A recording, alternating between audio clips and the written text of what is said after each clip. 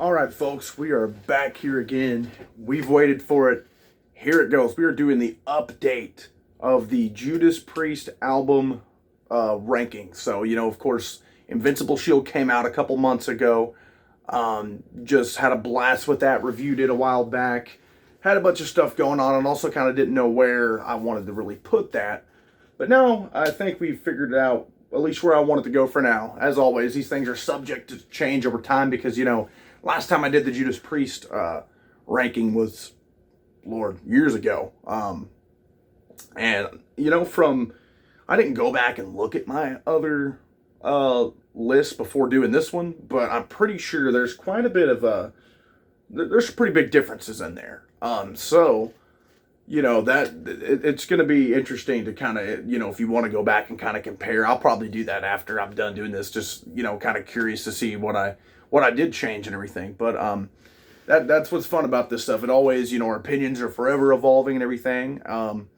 As we get going here, of course, I would love to see where you guys have ranked this new album, as well as the rest of your rankings, even if you guys back then told me your rankings. Let me see if yours has changed and everything. So, with all that being said, guys, we've got 19 albums here to look at. So, let's give it the rundown here, and we're going to go with the worst one, and I don't think it's going to surprise anybody. But we're talking about Demolition, right? This one, 2001, this is one of the albums with Tim, the Ripper Owens, and, I don't have a problem with his vocals. I've been digging, like, KK's Priest stuff with him on it, so not really the problem here. But this album is just kind of like, it's got this experimental kind of sound going on it.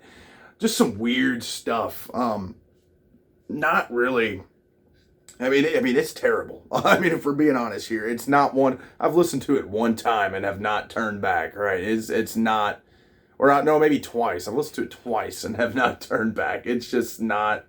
Machine Man is an okay song, right?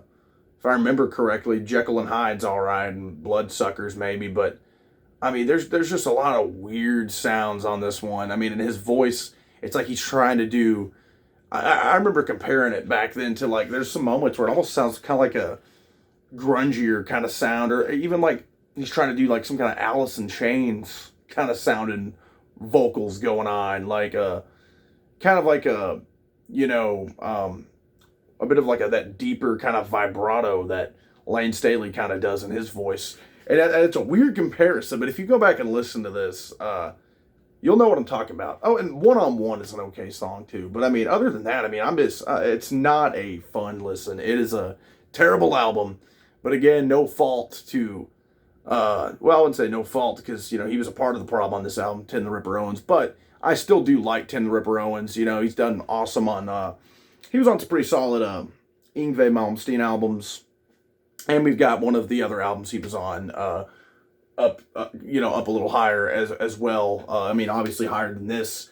And again, KK's Priest stuff is pretty cool with him. But this album, not good. Number 19, Demolition. Pretty freaking terrible one. And to follow it up, number 18. This one, come on. Nostradamus, 2008 here.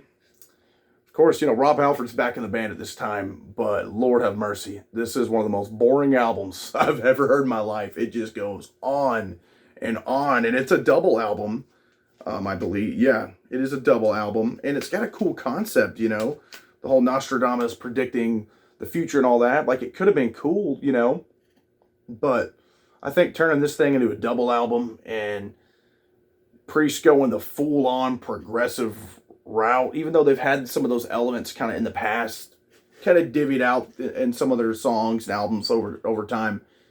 This just was not it. And from what I hear, or from what I've heard and, looked up things about this one, this was the album that led to KK Downing's firing from the band, because apparently this was a big thing he was pitching. At least I'm pretty sure from, I'd have to look back. It's been a minute since I've looked into this album, right? I've only heard this one also, I think, one or two times. And it's got that one song on it that I really remember. And I can't remember if it is the track called Calm Before the Storm, Nostradamus, or if it's one of the earlier ones, but it's I am Nostradamus, and that's kind of a cool sounding song. Um, but I'm not gonna lie to you. These I don't remember the majority of these because it's just, and I'm sure if you put them on, I might be like, oh, I kind of faintly remember that, but this is such a boring ass album that it's not a good time. You'll be falling asleep. I mean, even whenever I listen to it on the first Judas Priest ranking, I mean, man, sometimes I can listen a lot of times I can listen to a double album all the way through if it, captures you enough and intrigues me enough, but this is not one of those cases. One of the most boring albums. And that's why I almost put it below Demolition, even though I just cannot stand Demolition. But I'll give this a little bit of props for its ambition, trying to do something.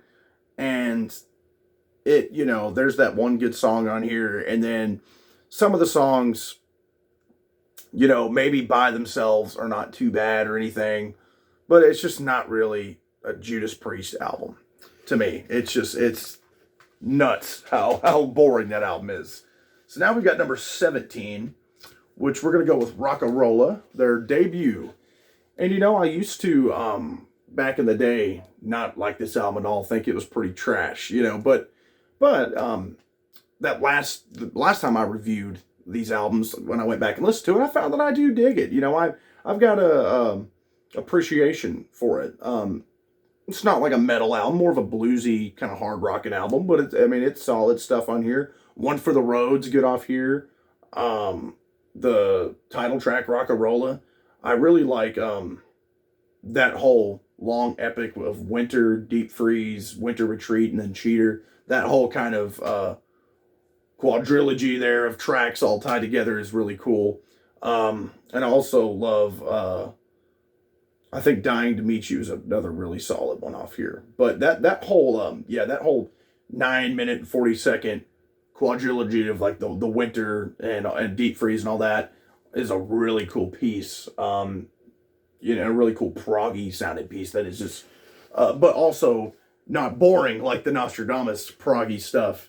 And in it, again, this has kind of a bluesy feel. It's not one of the ones I'm going to go reach into the majority of the time when going for a Judas Priest album, but it is kind of a cool, a relic to listen to, and it's got some good stuff on it. So definitely don't hate it like I used to years and years ago, but not my favorite either. So now we got number 16 coming up. And we're going to go with Demolition, Jugulator, the first Tim Ripper Owens album. And this one, I've never hated this album like a lot of people do. I did kind of like it a little bit the first time I heard it, and the second time I heard it, liked it a little more. And, any kind of later listens to it, I've actually found that it's pretty damn solid. Like, I do enjoy it. And I think, it's got, like, the production's not all that great on this one, I don't think. But Tim Ripper Owens' voice is, it's really solid on here. And you could tell he came from a Judas Priest cover band, right? He's totally fitting the, fitting the bill here. And, you got, like, the title track, Jugulator is badass. I like Burn in Hell. Bullet Train, Cathedral Spires, that 9-minute epic, man, come on, that's amazing Priest song. Very underrated simply because it's off one of those albums that has, one of the two albums that has Tim Ripper Owens on it. But I think this is a really solid album. I don't love it by any means, but, when you pop it on, it's like it surprises me a little bit every time. So I've definitely grown to like Jugulator more and more. And obviously the album cover is really badass, especially if it would be even better if it wasn't all pixelated. I don't know what they did there, tried to like zoom into like a JPEG image or something, but kind of weird, but because the inside of it is quite a bit cooler looking. It's like the full image and everything. But very solid album that I think people should definitely not just dismiss. It's got some good stuff on it. So get that put down here. We're at number 15. We're gonna go with Point of Entry. Don't let the terrible album cover fool you, right? It's not a terrible album, but this came out in 1981, so kind of a disappointment disappointing follow-up to British Steel, such a big, heavy hitter of an album. This one almost seems like it channels a little bit of that earlier 70s, or even like some like rock-a-rolla sounding stuff, like with the song Heading Out to the Highway, which is decent. Not one of my favorites by any means. I do like Hot Rockin' off here, really solid one. Desert Plains is fantastic. One of my favorite Priest songs out there, really. And I mean, I wouldn't put it in like a top 10 or nothing, but I mean, it's just a really freaking underrated gem. Solar Angels is another really solid one.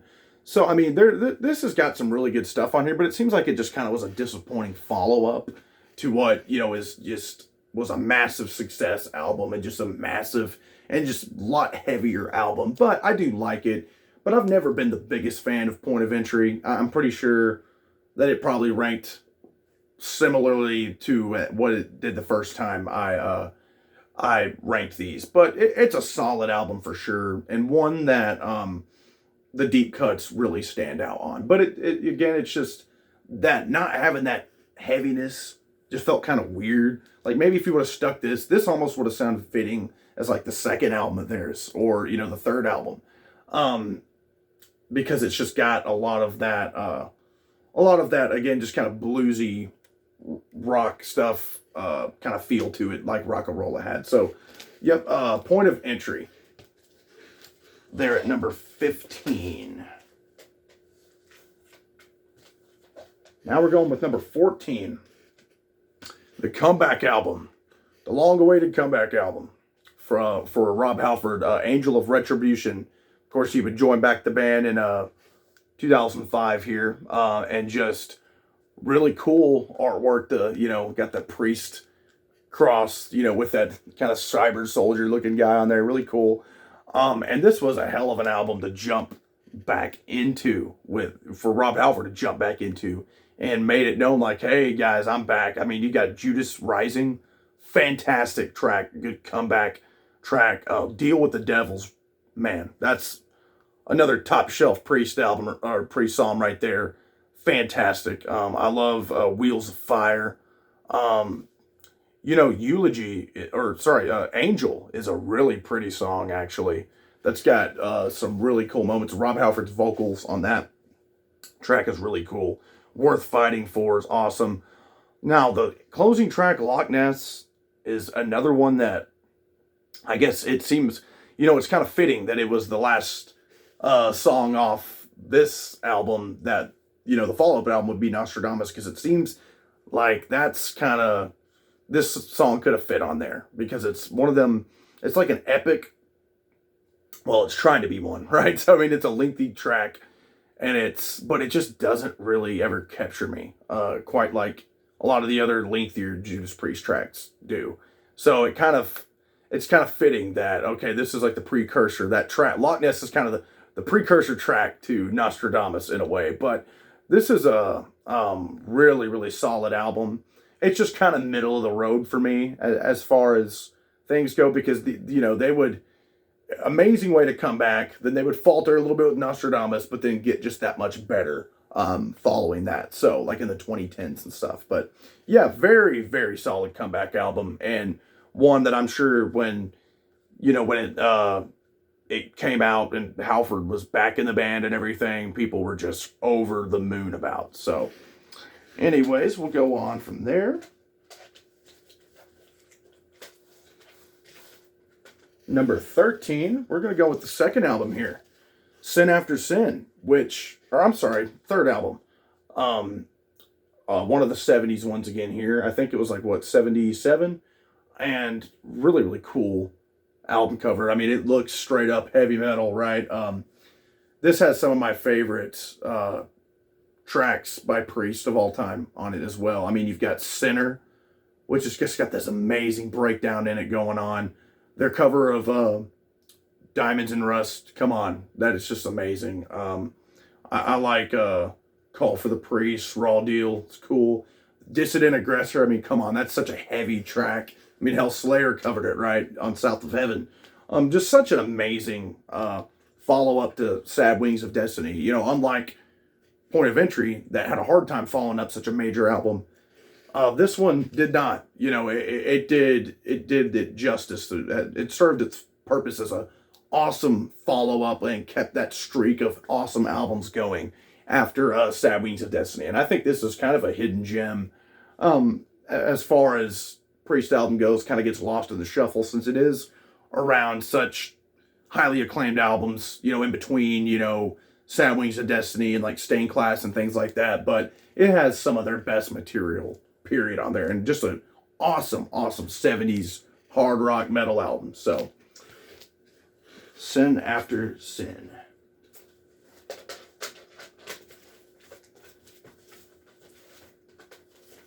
Now, we're going with number 12.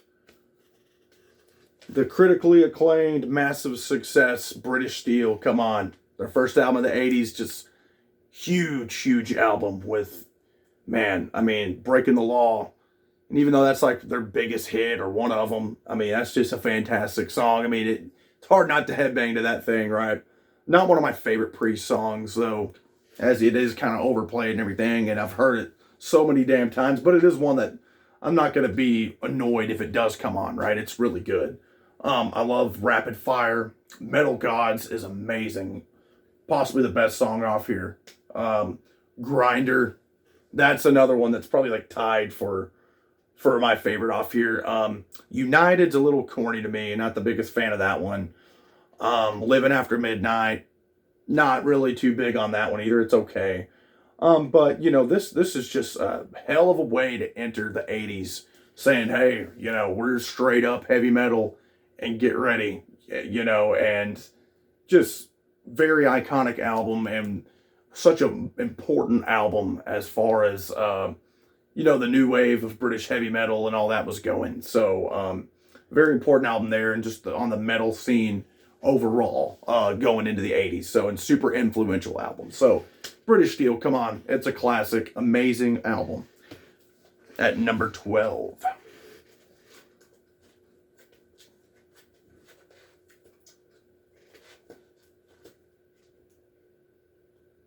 Making sure I get all that in line there.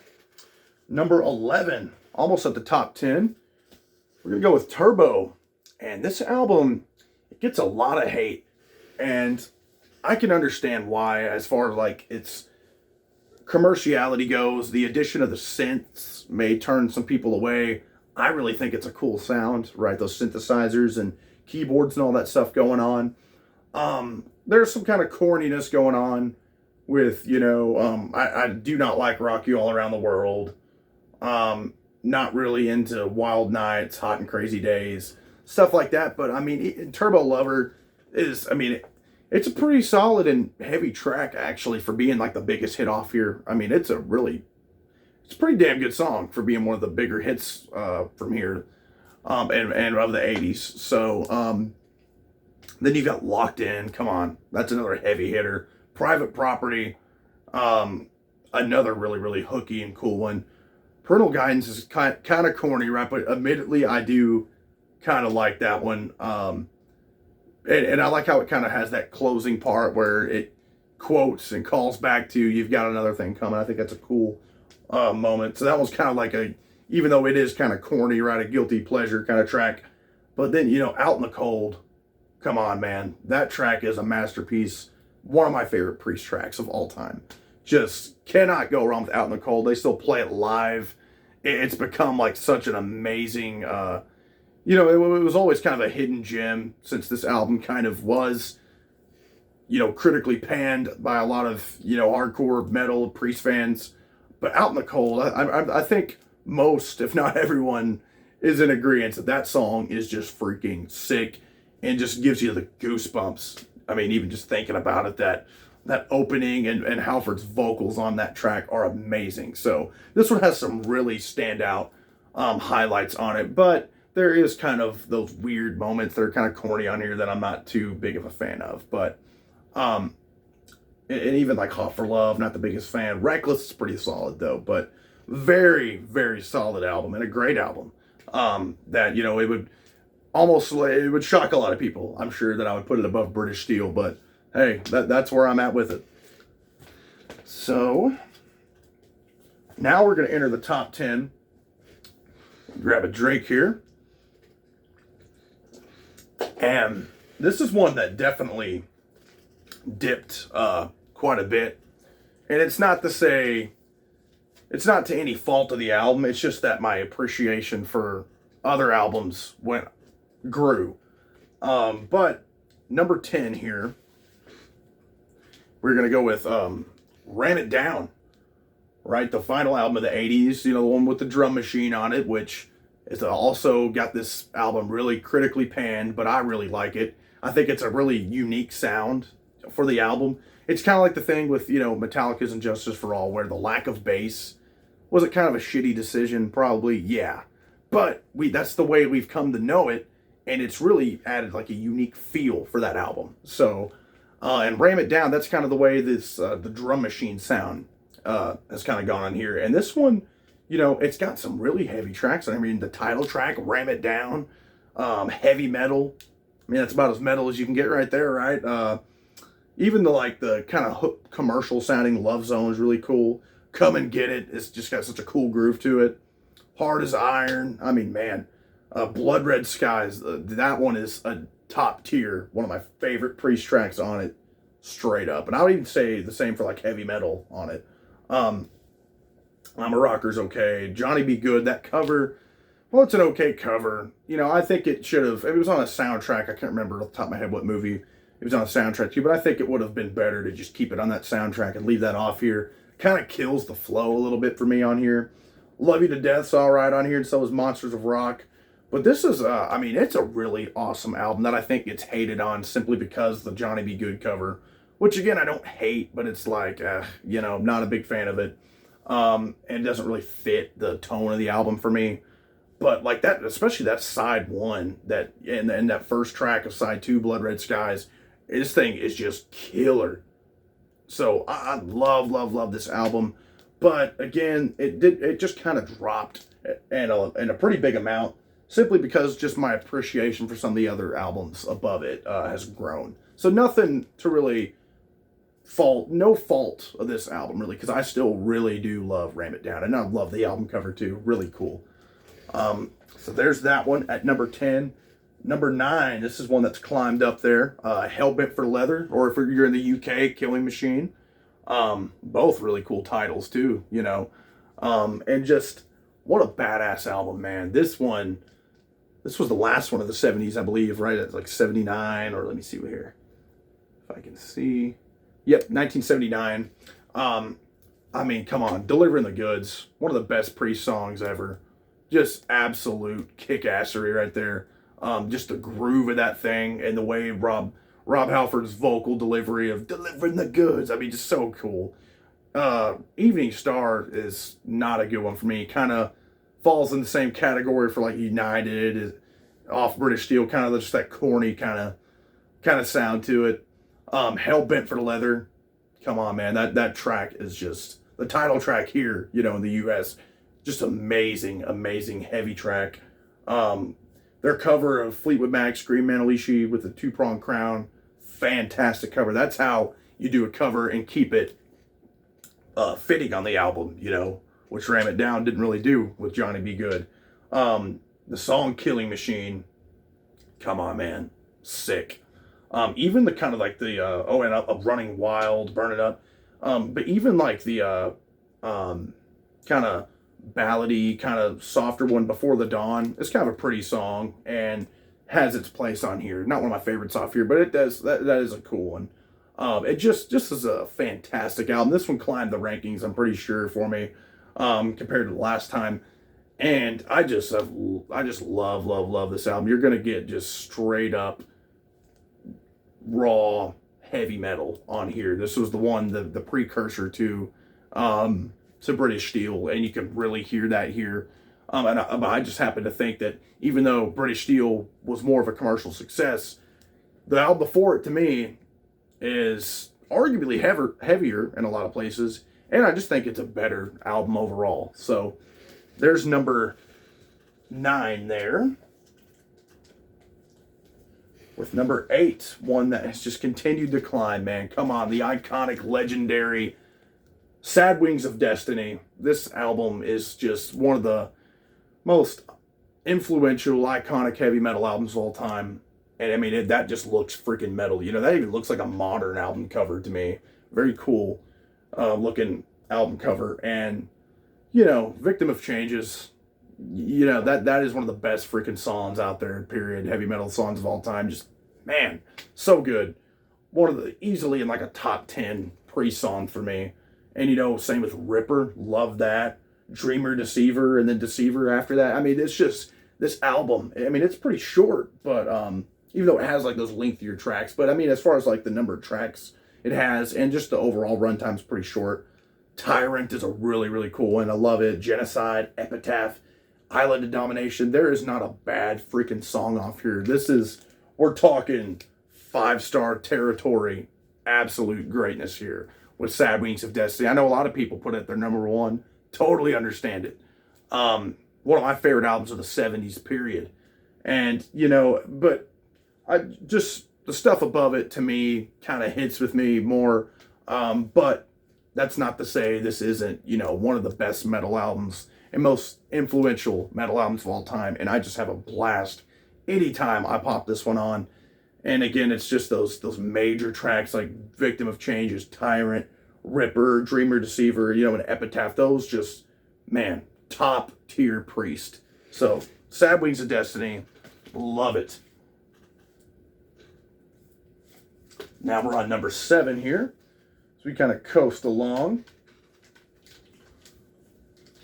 And we're going to go with, and I'm actually going to do a switch up. Like right here. Or am I? Let's see. Man, we might have a switch up just right here as I'm looking at these. I think we're going to go with, yeah, I'm going to swap these out. So, let me see what number that was. That was 10, 8. Yeah, number 7. I'm going to go with Screaming for Vengeance. So, it just moved down a spot as you saw live, right? So, this album is another one of the most important and iconic metal albums and albums period of the 80s. Such a major success. Arguably, you know, between this one and British Steel, you know, both just major successes for the band. Love the Hellion and Electric Eye. Iconic opening track. One of their best tracks, even though it was one of the bigger hits off there. That's just, come on, man. You'll be headbanging to that heavy one. Riding on the Wind is just a blast of a track. Bloodstone, one of my favorites, if not my favorite off here. Love Take These Chains and Pain and Pleasure. Then we get the title track, Screaming for Vengeance, which is just a blast. Even the biggest hit off here, You Got Another Thing Coming. Not one of my favorites, but it's got a groove to it. Come on, it's hooky as all get out. And it's a classic Priest track. One I definitely loved when I was a fan, like early on before I really got into their stuff years and years ago. Fever, another really cool kind of groove to it on that one. And then Devil's Child, amazing track there. So not a bad freaking song off here. Just a heavy metal blast to the face. One of the most influential and iconic albums of the 80s metal scene. And again, just 80s music, period. And I do give it its flowers there for that. As well as having a lot of amazing deep cuts. I mean, I think a lot of people just look at it and go, You Got Another Thing Coming and, you know, Electric Eye, but, and maybe like Riding on the Wind and stuff, but Bloodstone, Pain and Pleasure, Fever, Devil's Child, I mean, the title track, those are some amazing, amazing tracks that I feel like get overlooked by those bigger hits off here. So Screaming for Vengeance, just another amazing one. That's another one that a lot of people put at their number one, and I totally get it. And this is the one I swapped it with at the last second, right? Number 6, we're going with Stained Class, and this is one that I've only grown to love it more and more over the years, man. I'm telling you, it's the second last one of the 70s, yeah, because this came out in 78. Hellbent for Leather was 79, and it's got those progressive elements, but it just does them so damn well while keeping the heaviness and a little bit of that bluesy rock, hard rock kind of feel to it. And I mean, you got Exciter on this. I mean, come on. White Heat, Red Hot, Better by You, Better Than Me is just, I mean, I love that riff. Fantastic stuff. The title track, Invader. Clip on over to side 2, and you got Saints in Hell. Savage, Beyond the Realms of Death, one of my favorite Priest songs ever. My favorite off here, straight up, man. Hero's End is a great closer. This album is just amazing. It really was tough picking between this and Screaming for Vengeance, but even though Screaming for Vengeance is probably heavier overall and everything, this album, come on, man. I mean, this is stained class. It's just one of my favorite albums, also the 70s as well, and one that I've seen also top a lot of people's lists, and I totally get it. One that, and what's crazy, this one used to kind of fall in the middle for me, like many years ago. But even on my last ranking and review, the original review of this, I talked about it then, growing on me like a ton, and it's only grown on me even more since. Just so many amazing, iconic, and just some of the best material Priest has ever released, not just in the 70s, 80s, 90s, whatever, again, ever released. So Stained Class is a top tier album for sure. Then we're going to enter the top 5 here. So, number 5. You've waited to see where it's going to fall, and I'm going with Invincible Shield. Man, this album, early contender for album of the year for me. It's going to be hard to top this, right? And I know there's been a lot of awesome releases going on this year thus far. We're about almost halfway through the year, and this one still is topped like my favorite album of the year so far. The heaviness on this one with like Panic Attack, that sounds a lot like Painkiller. Serpent and the King has got such a freaking blasting chorus. Love it. Title track, Devil in Disguise, man. Gates of Hell. That one just gets your blood pumping. The kind of slower paced and just really beautiful crown of horns. Incredible.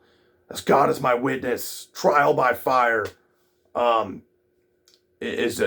one's a really badass one too. Escape from Reality. That one is one of the heaviest tracks off here. Sons of Thunder, probably one of my least favorites off here, but is really freaking good. Same with Giants in the Sky. That's the closer. One of my least favorites as well, but another really freaking good one. And this album has been on blast all freaking year for me, and it's just, this is the place to put it for me. I know it's crazy or whatever, since it's the newest one, but it's cracked the top 5. May it go down as it ages?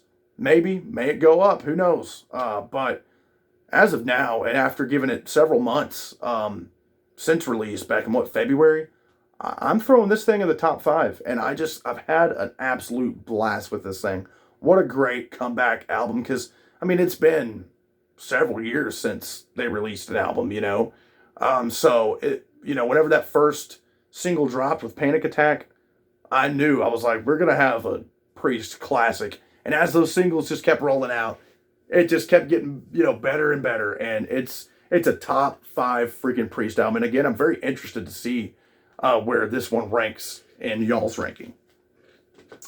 Then number 4, we're going to go with Redeemer of Souls, which is one that I think gets overlooked a lot.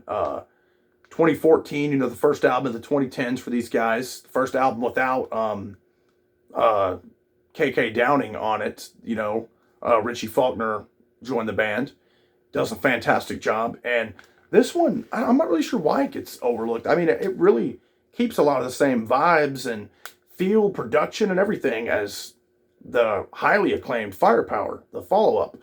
But you got stuff like Dragonaut, which just opens flawlessly.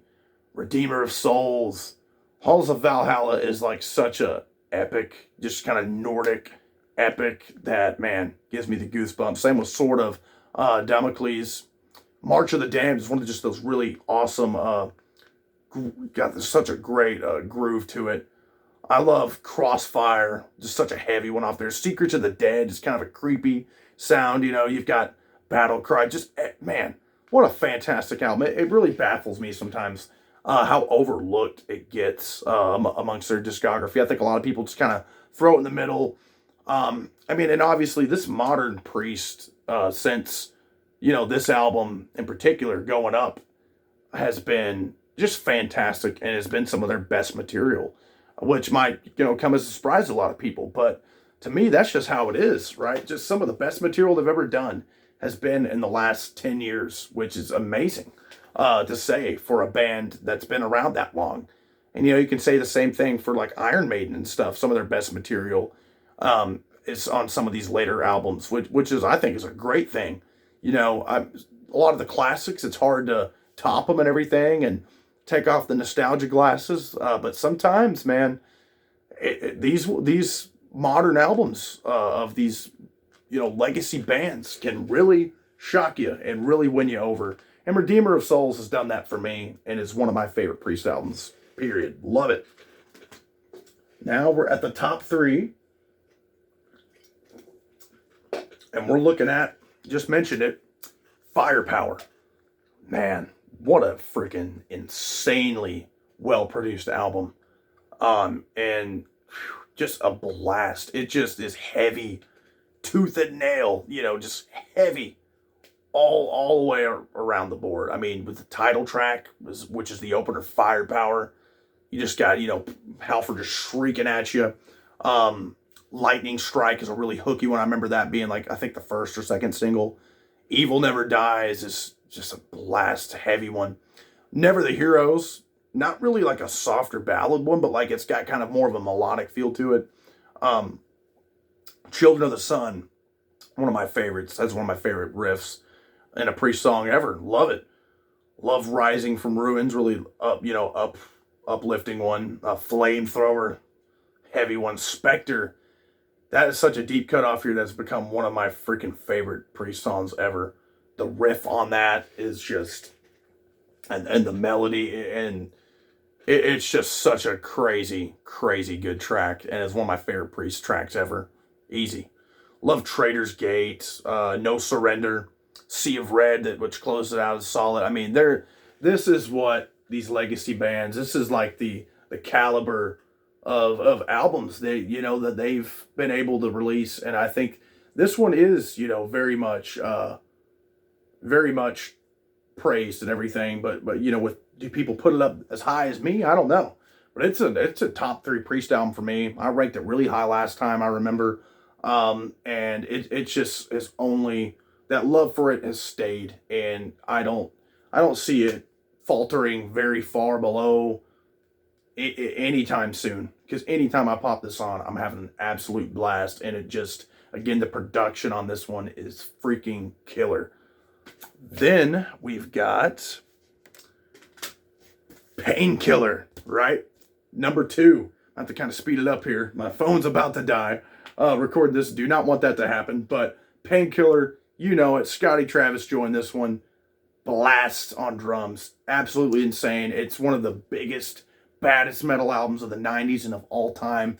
It really was kind of a return to form album for Priest. You've got things, like the title track, Hell Patrol, Metal Meltdown, Nightcrawler, my favorite, A Touch of Evil, One Shot of Glory. I mean, just all guns blazing. Everything off here is absolutely insane, classic, iconic, whatever you want to call it. This is what Priest is about, and the fastest and easily the heaviest Priest album. But my number 1, we're going to roll with, I'm keeping it the same, guys. It's that Defenders of the Faith. I think it's got the perfect blend. Love the album cover. I mean, you've got the heaviness with Free Will Burning, Jawbreaker, The Sentinel, Eat Me Alive is super heavy. Some Heads Are Gonna Roll is like a slower kind of like grinder on you, man. Just really, love it. Love Bites is really awesome off here. Even like the closing, heavy duty Defenders of Faith. And then even kind of like the, not really softer because it's still heavy, Night Comes Down. Fantastic song. And so Defenders of the Faith reigns supreme for me. Could it falter and change? It almost did for me. I sometimes want to put Painkiller or some of these modern ones even above it, but I just always go back to this one as my top Priest album. But anyways, guys, again, phone's about to die, so we're going to kind of rush this outro here too, but I would love to hear your guys' thoughts on your Priest ranking, especially where that new Invincible Shield ranks and everything. So anyways, guys, like, subscribe, and comment, and thanks so much for watching.